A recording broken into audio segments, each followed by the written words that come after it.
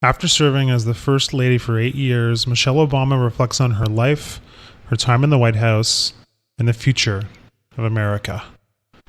Becoming me.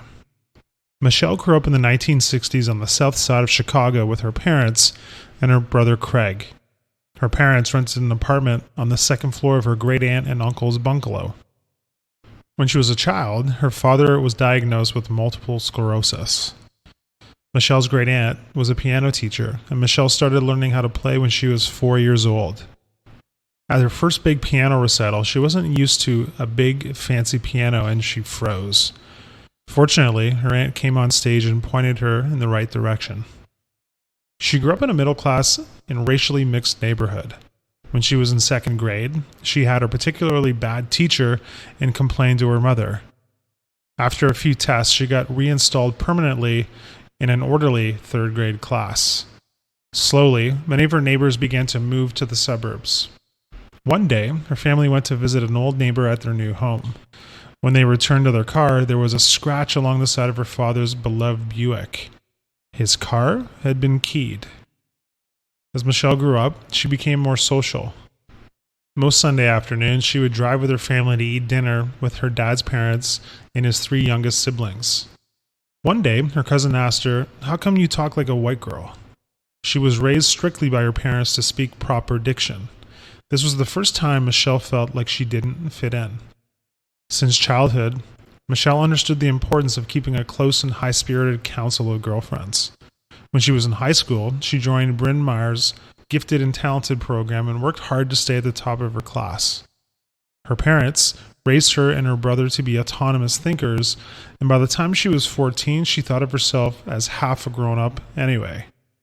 She went through the normal stages of puberty, crushing on boys and separating herself from her parents. Her mother was always a stay-at-home mom, but around the time Michelle started high school, she went back to work as an executive assistant at a bank. Michelle tested into Chicago's first magnet high school, and she spent her first month of high school wondering, am I good enough? She studied hard, and when her grades turned out well, her confidence grew. Although her parents were financially stretched thin due to paying her brother's college tuition, they still sent Michelle to an optional school trip to Paris. During her senior year, Michelle visited her school's guidance counselor, who bluntly told her that she didn't think she was Princeton material. But she was determined and used her counselor's disbelief as fuel. And a few months later, she got admitted into Princeton. Michelle had a boyfriend for her last year of high school, and when she went to Princeton, they had to decide what to do next. As soon as she arrived at the school, she told him that she didn't think it would work out. Princeton was very white and male. Black students made up less than 9% of her freshman class. But she learned to adapt. It was doable, but it took a lot of energy and an extra level of confidence. The biggest lesson she learned during her time at school was that there were many ways to be. Growing up, Michelle had learned to be hard-edged and practical about both time and money. When it was time to decide the next step, Michelle took the LSAT and applied to the best law schools in the country. She ended up at a Harvard Law School, and after graduation, got a job at a law firm in Chicago called Sidley & Austin. One day, a senior partner asked her if she could mentor an incoming summer associate, Barack Obama. Her job was to make sure he was happy in the job, that he had someone to come to if he needed advice, and that he felt connected to the larger team. They quickly became friends, and months later, Barack asked her out on a date. At first, she said no, worrying about her job, but eventually, she couldn't fight it any longer. Becoming us. Although they only had a month together before Barack had to go back to law school, they had enough time to fall deeply in love with one another. When Barack went back to school, they spoke as often as they could manage, and their feelings remained steady and reliable. Michelle joined Barack in Hawaii that Christmas and met his half-sister, his grandparents, and his mother. They spent time there discussing what kind of house they'd want to live in someday and what kind of parents they wanted to be. The next summer, on Barack's break from school, he moved into her apartment, one that she still shared with her parents. During this time, Michelle realized that she didn't like being a lawyer anymore. She also realized that Barack's intellect and ambition could possibly swallow hers. She decided to look for a new job. Meanwhile, her father's health was deteriorating. Eventually, the family convinced him to see a doctor, and the results were grim. Soon after, he had a heart attack and passed away. Barack finished law school and moved back to Chicago. One night, at a fancy restaurant, Barack slipped a ring box onto her dessert plate and asked Michelle to marry him. Barack and Michelle got married on a sunny Saturday in October of 1992, surrounded by lots of family and love. Shortly after, Barack began working at Project Vote, which spearheaded efforts to register new voters in states where minority turnout was traditionally low.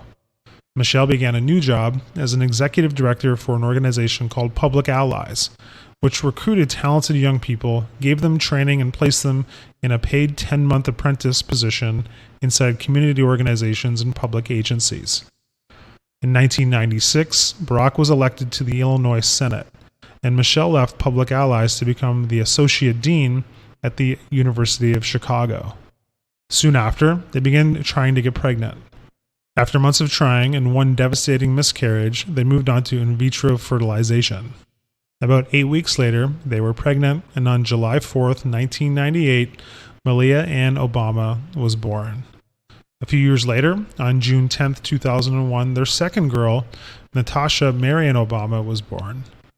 Michelle took on a job as an executive director for community affairs, and Barack continued teaching and legislating. Then Barack ran and was elected to the U.S. Senate. He began spending most of his time in D.C., and Michelle stuck to her routine in Chicago. Immediately, people began questioning Barack's intention to run for president. Michelle wanted him home with the family. The country wanted him in the White House. Ultimately, she agreed to let him run, although deep down she didn't think he could win. Campaigning was stressful, and Barack traveled all over the country to get his name out. Michelle began solo campaigning too, speaking on bookstores, union halls, front porches, and parks.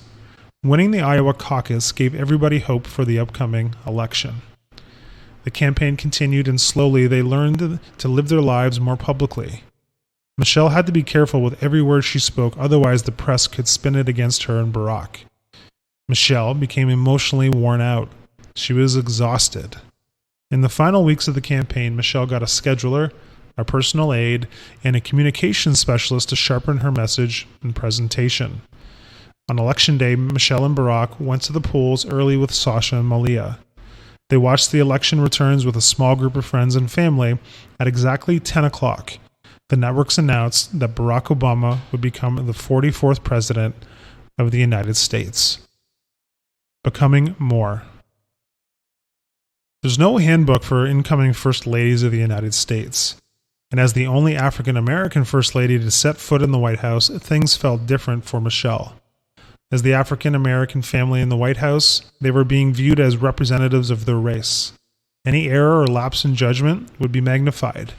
So, they were careful. They chose a school for their daughters, moved into the White House, and made D.C. feel like home. Life was more orderly with Barack as president than it was when he was out campaigning for higher office. Although he was busy all the time, he always made time for family dinners. Michelle began to garden, hoping it would spark a public conversation about nutrition and challenge the corporations in the food and beverage industry. With the help of a local 5th grade class, Michelle planted fruits and vegetables and herbs. One night, Barack took Michelle on a nice date to New York City to have dinner and see a play. It was the first night off they had in months, maybe even years. However, the Republicans criticized Barack for taking a night off, and Michelle felt guilty about all the extra work it meant for the White House staff. Meanwhile, Michelle's garden was growing beautifully. They ate their own fruits and vegetables at dinner in the White House and donated plenty of food to a local nonprofit that served the homeless. Michelle decided to focus on helping children think differently about food and exercise from an early age so they could grow into healthy adults. Her initiative, Let's Move, aimed to end the childhood obesity epidemic within a generation. They teamed up with different foundations and food suppliers to install 6,000 salad bars in school cafeterias. Congress passed a bill to expand children's access to healthy, high-quality food in public schools and increase the reimbursement rate for federally subsidized meals. She also started a leadership and mentoring program for sophomore and junior schools in the D.C. area. They met once a month for informal chats, field trips, and sessions on things like financial literacy and how to choose a career. Michelle was rigorous about her friendships. She could tell who were her true friends and who were trying to befriend her with an agenda in mind. Every few months, she invited her closest friends to Camp David for a weekend to connect and recharge. Time in the White House was packed, and soon it was time to campaign for Barack's re-election. Again, Barack was elected. 5 weeks later, a gunman walked into Sandy Hook Elementary School in Newtown, Connecticut, and started killing children.